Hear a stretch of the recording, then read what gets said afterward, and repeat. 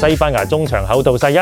夜馬想攞世界盃，唯一秘訣竟然係靠古圖爾斯一齊起底鬥牛氏軍團最癲陣容。中場方面，西班牙陣容厚道無敵，洛迪金球全能防中，中意將波衫塞入褲，人稱庫里南，大場面先生，一腳推杆幫曼城攞歐聯，一腳貼地斬幫球隊英超4連冠。呢個亦係曼聯近年離冠軍最近嘅距離，相差10幾公里。歐國杯決賽佢封殺英格蘭，令對手恩斷簡絕，恢復70功力，佢就係美加墨第一鐵腰。梅里奴全名美斯基斯坦奴，亞仙奴1米89大中場，冇前鋒，佢就係中鋒。梅超鋒歐國杯轉身絕殺德國，激到魯迪格跳科目3，法比安彭拿過人如麻，轉身過晒德國3個億身價。禁區跳華爾茲，過到對手片甲不留，佢最識人情世故，奪冠即刻搶杯俾國王，因為佢太想進步啦。丹尼奧莫巴塞禁區殺手，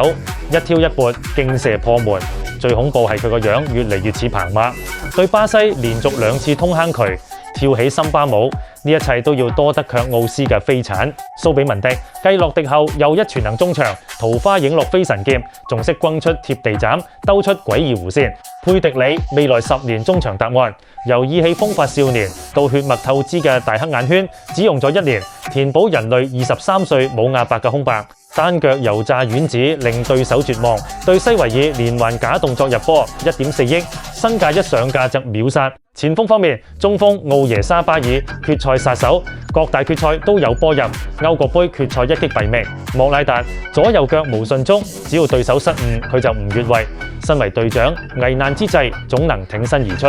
但唔好問危難係邊個造成。力高威廉斯邊路爆點，同夜馬組成尼馬連線，同畢爾包簽10年長約，去唔到巴塞，